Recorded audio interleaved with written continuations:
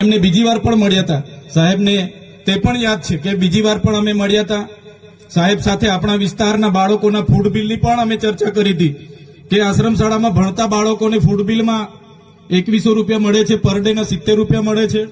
તો બાળકો ખૂબ સારી રીતે ભણે, એની થાળીમાં પણ પૌષ્ટિક આહાર હોય, એ બાબતની અમે એમની સાથે ત્યારે પણ ચર્ચા કરી હતી.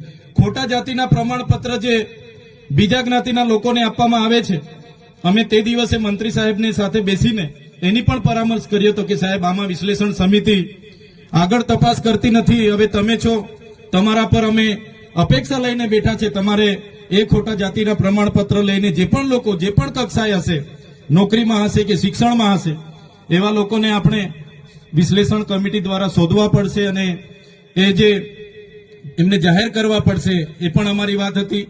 જે 40% માર્ક્સ ફરજિયાત લેખિતમાં લાવવાના, એવી જે હમણાં ગૌણ સેવા પસંદગી મંડળે નિયમ બહાર પાડ્યો છે, ત્યારે આદિવાસી સમાજને આર્ટિકલ 330, 332 અંતર્ગત જે શૈક્ષણિક અનામત મળી છે, ત્યારે અનામતની બેઠકો 40% માર્ક્સ ફરજિયાત લાવશો તો જ નંબર લાગે, એવી જે કન્ડિશન છે, એના લીધે કેટલાક સીટો આપણી ખાલી રહી છે. તો સાહેબશ્રીને અમે એનું પણ ધ્યાન દોર્યું હતું અને એમાં પણ આવનારા દિવસોમાં અપેક્ષા રાખીએ છીએ કે એમાં પણ ગુજરાત સરકાર, આપણા મંત્રીશ્રી રસ દાખવીને આગળ તજવીજ કરે.